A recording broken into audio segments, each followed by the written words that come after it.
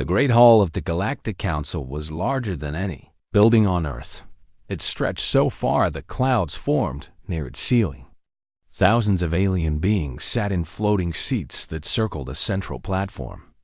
Some had scales. Some had fur. Some were made of living light. They came from worlds that humans had never seen and never dreamed of. Commander Lisa Grant stood on a small observation platform at the edge of the hall. She wore her dress uniform, the one with the United Nations patch on the shoulder. Next to her stood Lieutenant Danny Reeves, her aide and friend for the past 5 years. They had been brought here 3 days ago by a Valkyrie ship that had appeared above New York City without warning. You have been invited to witness a historic moment, the Valkyrie ambassador had told them. The Council wishes humanity to see how galactic law works. Lisa had thought it was an honor. She had thought wrong. The High Arbiter, a being named Vextal, who stood 12 feet tall and had skin like gray stone, raised his 3-fingered hand. The hall fell silent. Even the beings made of light stopped flickering. "The vote is complete," Vextal said. His voice did not come from his mouth. It came from everywhere at once, translated into every language known to the galaxy. By a count of 1,847 in favor and 203 against, the species called humanity has been declared a level 5 threat to galactic peace. Lisa felt her heart stop. Earth will be cleaned within 1 standard rotation, Vextal continued. All human life will be ended. This is the judgment of the Council. The words hit Lisa like a punch to the stomach. She grabbed the railing in front of her to keep from falling. Danny made a sound beside her, something between a gasp and a cry. "No," Lisa whispered. "No, this can't be right." The Valkyrie ambassador floated toward them. Its body was made of crystal that caught the light and threw rainbows across the walls. When it spoke, its voice was soft, almost gentle. "I am sorry, Commander Grant. I truly am. But the Council has studied your species for over a century. We have watched your world wars. We have seen your nuclear weapons. We have observed your endless conflicts over land and resources and ideas. The pattern is clear." "What pattern?" Lisa demanded. Her voice was louder now. Other aliens were turning to look at her. "The pattern of violence," the ambassador said. "Every simulation we have run shows the same result. Within 300 cycles, humanity will develop faster than light travel. Within 400 cycles, you will begin expanding to other worlds. Within 500 cycles, you will encounter other species. And then the violence that you have practiced on yourselves for thousands of years will spread across the stars." "You don't know that," Danny said. His face was pale, but his voice was steady. "You can't know the future." "We have seen it before," the ambassador replied. "The Zirathi were much like you, clever, ambitious, violent. We gave them a chance to prove themselves. They destroyed 17 inhabited worlds before we stopped them. 40 billion lives ended because we showed mercy." Lisa shook her head. "We're not the Zirathi. We're human beings. We have art and music and love. We have families. We have children who have done nothing wrong." "So did the Zirathi," the ambassador said. "So does every species that reaches for the stars with weapons in their hands.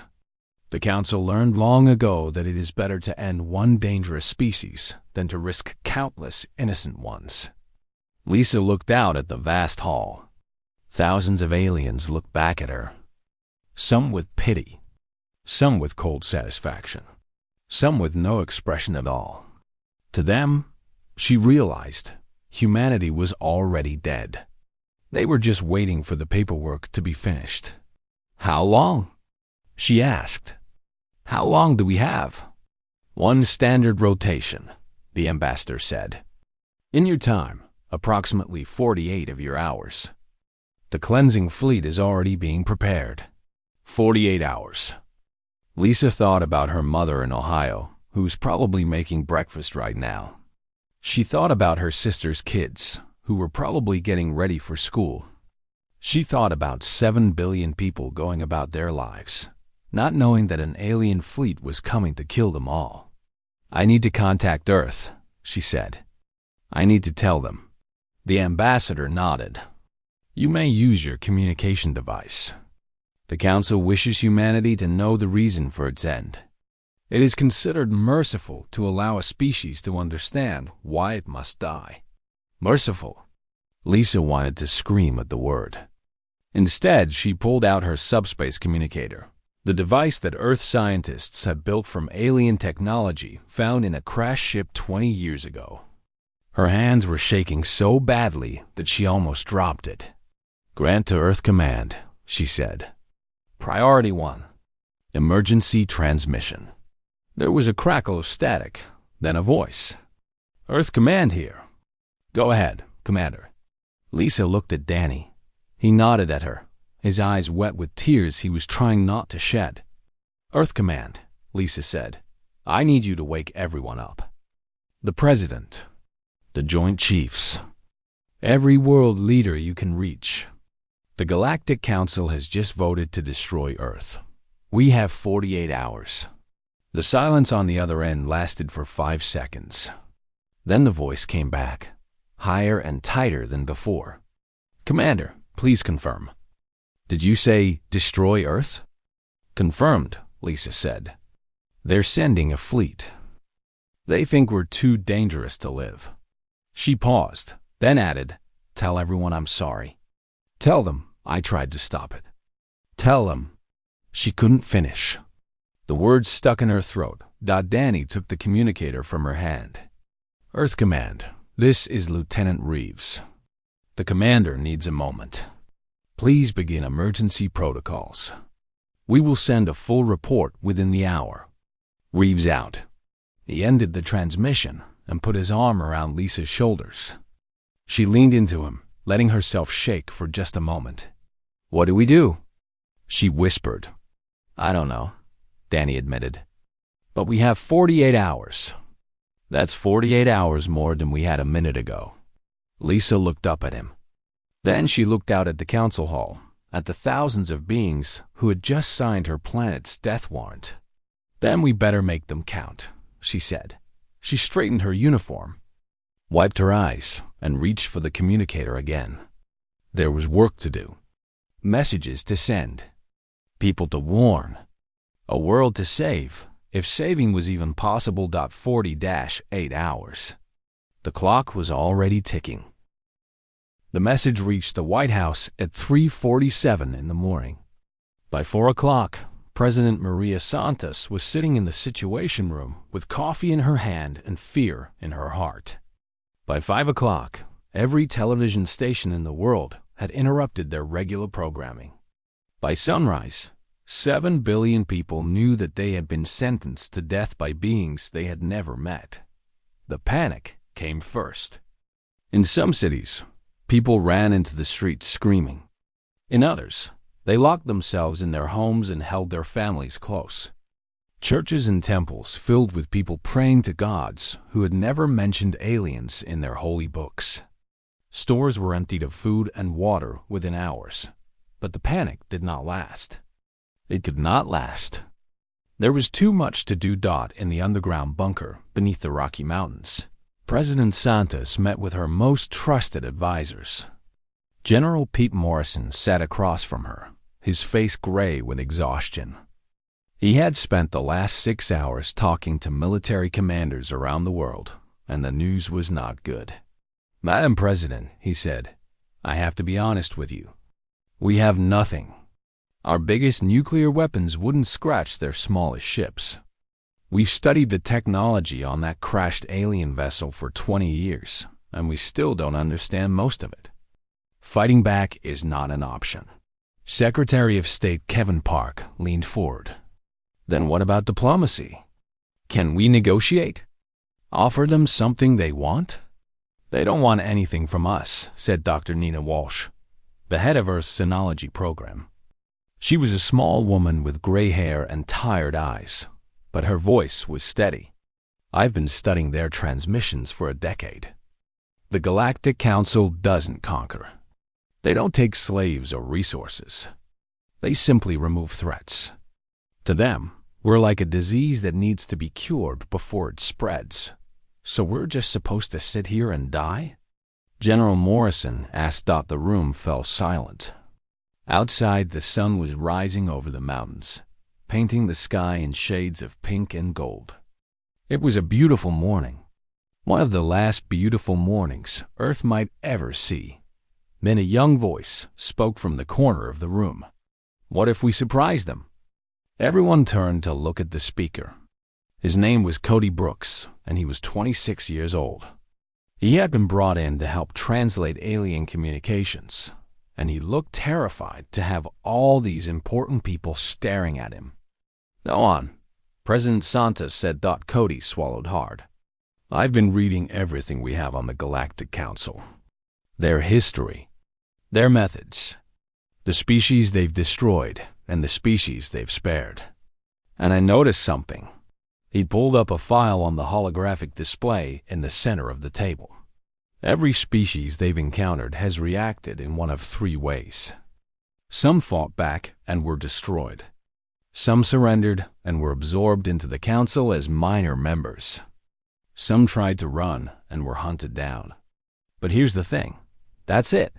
Those are the only options anyone has ever taken. Dr. Walsh nodded slowly. Their simulations are based on historical data. They can only predict behaviors they've seen before. Exactly, Cody said. So what if we do something they've never seen? Something that breaks their predictions completely? General Morrison shook his head. Like what? What could we possibly do that a million-year-old civilization hasn't seen before? Cody looked down at his hands. I don't know yet, but we have 40 hours to figure it out. President Santos stood up. She walked to the window and looked out at the mountains. For a long moment, she said nothing. Then she turned back to the room. Get me everyone, she said. Scientists, artists, philosophers, historians. Get me the smartest people on Earth. Get me the bravest. Get me the ones who think differently than everyone else. I don't care what country they're from or what language they speak. Bring them together, now. What followed was the largest gathering of human minds in history. Within 12 hours, video conferences connected thousands of experts from every field and every nation. Language barriers fell as translators worked around the clock. Old enemies sat at the same virtual tables. Countries that had been threatening war with each other the day before now shared their best ideas freely. In Tokyo, a game theorist named Dr. Yuki Tanaka worked with an economist from Chicago named Dr. Ben Cruz. They built models and ran numbers and argued about probability until their voices were hoarse. In London, a poet sat next to a physicist, trying to find words that could capture what made humanity worth saving. In Mumbai, the world's best programmers built simulations of their own, trying to predict what the council might do if humanity surprised them.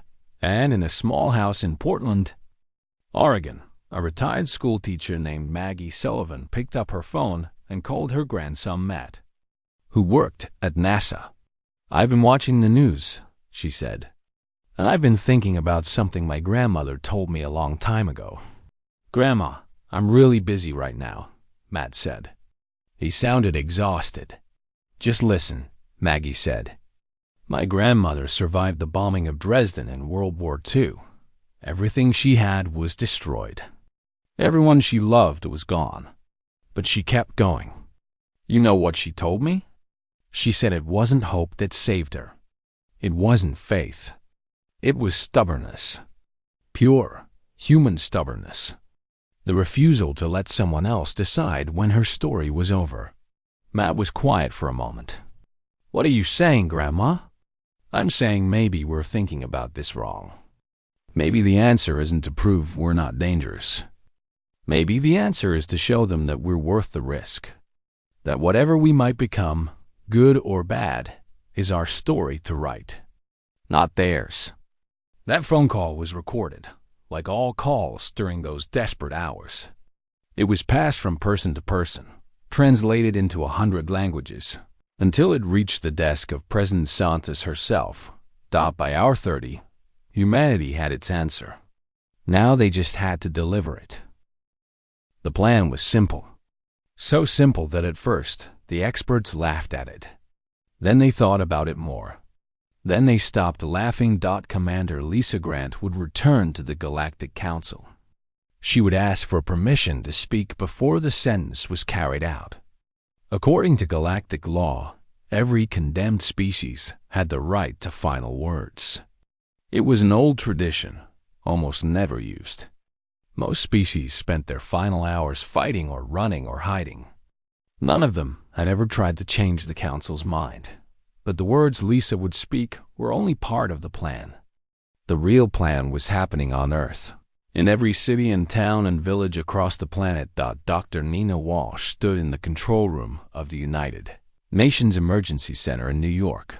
Around her, hundreds of technicians worked at glowing screens, coordinating the biggest project in human history. "How many signatures do we have?" she asked. Her assistant, a young woman named Amy Torres, checked her screen. "Just past 4 billion. We're getting about 50 million new ones every hour." 4 billion people had already added their names to the message. 4 billion humans saying the same thing. "We choose to be better than we were. We asked for the chance to prove it." It wasn't a petition. It wasn't a plea for mercy. It was a promise. A commitment signed by every human who could be reached in time. Children who had just learned to write their names.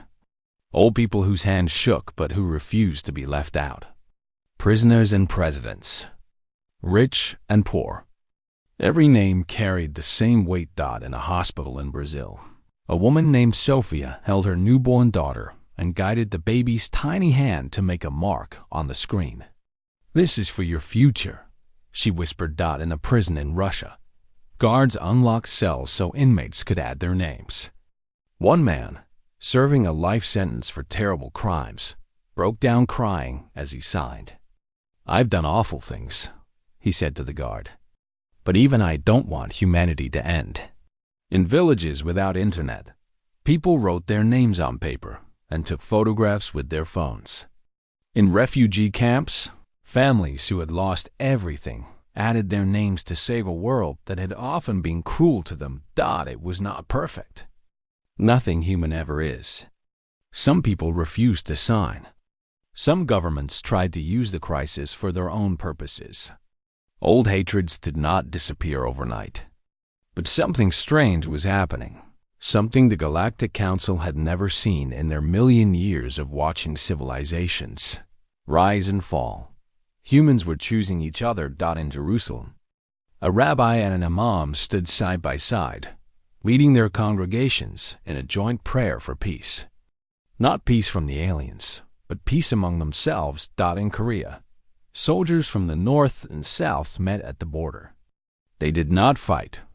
They did not argue about politics or history. They simply shook hands and added their names together. In American cities still scarred by years of division, neighbors knocked on doors they had never knocked on before. "Have you signed yet?" they asked. "Let me help you." Amy Torres wiped tears from her eyes as she watched the numbers climb. "Dr. Walsh, I don't understand. We're all about to die. Why are people being so kind to each other?" Dr. Walsh smiled sadly. "Because that's who we are when we strip everything else away. All the fear, all the anger, all the petty differences. In the end, we just want to protect each other."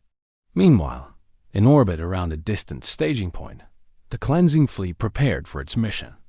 500 warships, each one larger than Manhattan, powered up their weapons. They had done this before, many times. They would do it again, many times more. It was their purpose. The fleet commander, a being called Wrathcore, studied the reports from Earth with something like curiosity. The humans were not building weapons. They were not attempting to flee. They seemed to be communicating with each other. billions of messages flying around their planet like a glowing web. "What are they doing?" asked his second officer. "Unknown," Rathko replied. "It does not matter. Whatever they are doing, it will not save them." He was wrong, but he did not know that yet. On the observation station near the council chamber, Commander Lisa Grant prepared for the most important speech in human history. She had not slept in 30 hours. Her eyes were red, and her hands trembled slightly as she reviewed her notes. Lieutenant Danny Reeves sat across from her, holding 2 cups of something the aliens called coffee, but which tasted more like warm mud. "Are you ready?" he asked. Lisa shook her head. "No, I don't think I'll ever be ready to speak for 7 billion people. What if I say the wrong thing? What if I make them angry? What if I make everything worse?" Danny reached across the table and took her hand. "Lisa, listen to me. You're not speaking for 7 billion people. You're speaking for yourself. That's all any of us can do. Tell them the truth. Tell them who we are. Good and bad. All of it. What if the truth isn't enough? Then, at least we'll know we tried. That has to count for something." Lisa looked at the data crystal in her hand.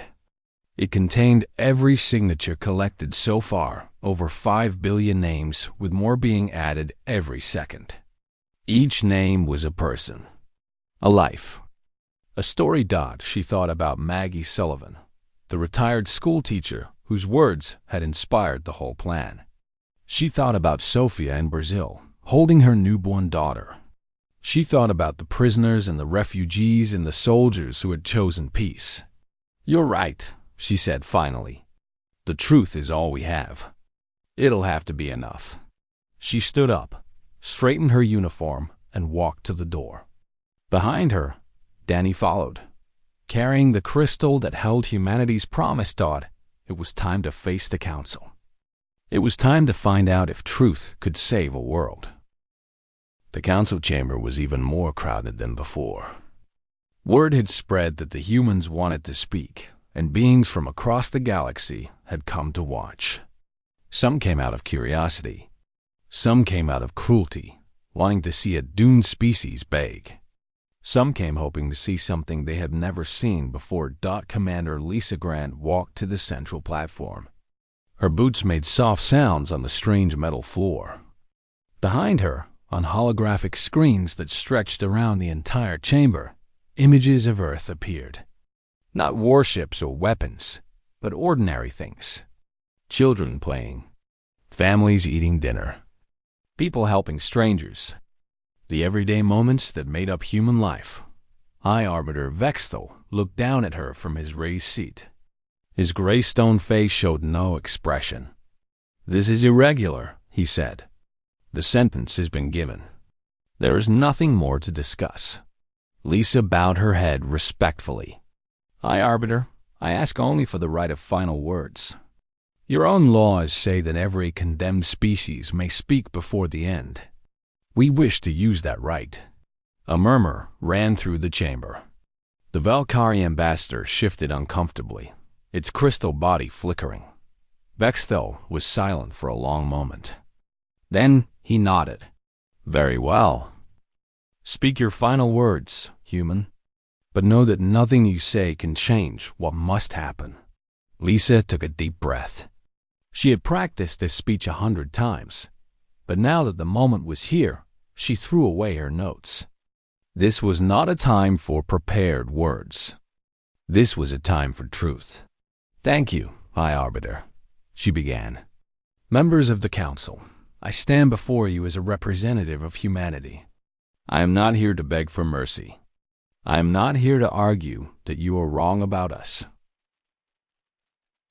I am not here to argue that you are wrong about us. I am here to tell you who we really are." She paused, letting her words settle. "You have judged us based on our past. You have watched us kill each other for thousands of years. You have seen our wars and our weapons and our endless capacity for violence. Your simulations show that we will carry this violence to the stars. And you know what? You might be right. The chamber went very quiet. This was not what anyone expected. Humanity is dangerous, Lisa continued. We have done terrible things to each other. We have hurt and killed and destroyed. We have come close to ending our own world more than once. If you are looking for a species that is safe, that is predictable, that will never cause problems, then you are right to fear us. We are not that species. She stepped forward, her voice growing stronger. But we are also the species that runs toward danger to help strangers.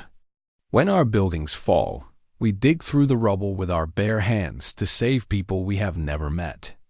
When floods come, we build boats and rescue our neighbors, even the ones we argued with the day before. When disease strikes, our doctors work until they collapse trying to save lives. Behind her, the holographic screens changed. Now they showed images from Earth's history. Firefighters climbing into burning towers. Doctors working in war zones. Ordinary people forming human chains to save drowning strangers. You see our violence because it is loud and dramatic. But you do not see the quiet kindness that happens every day, in every corner of our world. You do not see the mother who gives her last piece of bread to her child. You do not see the soldier who carries his wounded enemy to safety. You do not see the billions of small acts of love and sacrifice that hold our civilization together. Lisa pulled out the data crystal. It glowed softly in her hand. This crystal contains the signatures of over 6 billion human beings. Every person we could reach in the time we had. Rich and poor. Young and old. Saints and sinners. They all signed the same message. We promise to be better than we have been. She held up the crystal so everyone could see it. This is not a promise made by our leaders or our governments. This is a promise made by ordinary people. Farmers and teachers and bus drivers. Prisoners who have done terrible things and children who have done nothing at all. Every name on this crystal is a human being saying, "Give us a chance." The Volcari ambassador spoke up. A promise means nothing. Your species has broken every treaty and agreement it has ever made. Yes, Lisa agreed. We have. We have lied and cheated and betrayed each other countless times. I will not pretend otherwise. But here is what I ask you to consider. How many species have ever stood before you and admitted that? The chamber was silent. Your simulations are based on the species you have observed. Species that fight or flee or surrender. Species that deny their flaws or blame others for their problems. But have you ever seen a species look at its own darkness and say, "Yes, this is what we are, and we are ashamed, and we want to change"? Lisa's voice broke slightly, but she kept going. We are not asking you to trust us. We know we have not earned that trust. We are asking you to give us the chance to earn it. Not because we deserve it, but because the alternative is to kill 7 billion people who might, just might, become something better than what they are today. She placed the crystal on the platform in front of her. Kill us if you must. Your weapons are powerful, and your fleet is near. We cannot stop you. But before you give that order, I want you to know something. Right now, on Earth, our people are not fighting. They are not panicking. They are holding each other. They are saying goodbye, and I love you, and I'm sorry for every unkind word I ever said. In what might be our final hours, we are choosing compassion over fear. She looked directly at the High Arbiter. Is that not worth something?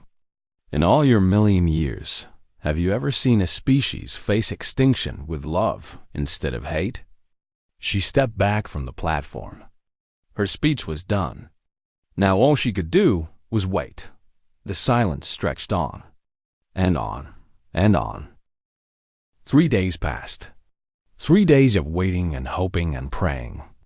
On Earth, people went back to their lives, but everything felt different. Strangers smiled at each other on the street. Old arguments seemed silly. Every sunrise felt like a gift. The cleansing fleet remained in position, weapons still charged, but the order to fire never came. Something was happening in the council chamber, something that had never happened before. The council had entered emergency session. For the first time in 10,000 years, the arbiters had called for a complete review of a verdict. Representatives argued and debated, and sometimes shouted at each other. The usual order of the chamber broke down. It was chaos, and in the middle of it all, the data crystal sat on its platform, glowing softly, reminding everyone of the 6 billion names it contained. The Morith representative was the first to speak in favor of the humans. The Morith were an ancient species, one of the oldest in the council. Long ago, they too had been considered for destruction. They had been violent once, warlike, dangerous. But they had been given a chance to change, and over thousands of years, they had become one of the most peaceful civilizations in the galaxy. "I remember what it was like," the Morith said, its voice like wind through leaves. "I remember when we stood where the humans stand now. We were afraid. We were angry. We wanted to fight. But someone on the council of that time spoke for us. Someone said we deserved a chance." The Volcari ambassador shook its crystal head. "The Morith were different. You showed potential for change. The humans show only potential for destruction. Did we?" The Morith asked. "Our wars killed billions. Our weapons scarred worlds. By every measure your simulations use, we should have failed. But we did not. Because simulations cannot measure the one thing that matters most. And what is that?" "Choice," the Morith said. "The ability to look at what we are and decide to become something different." I saw that choice in the human commander's eyes. I heard it in her voice. I see it in those 6 billion names. They are choosing right now, at this very moment. That is something no simulation can predict. The debate continued for hours, then for days. Representatives who had voted for destruction began to waver. Others who had voted against now spoke in favor. The numbers shifted back and forth like waves on a shore.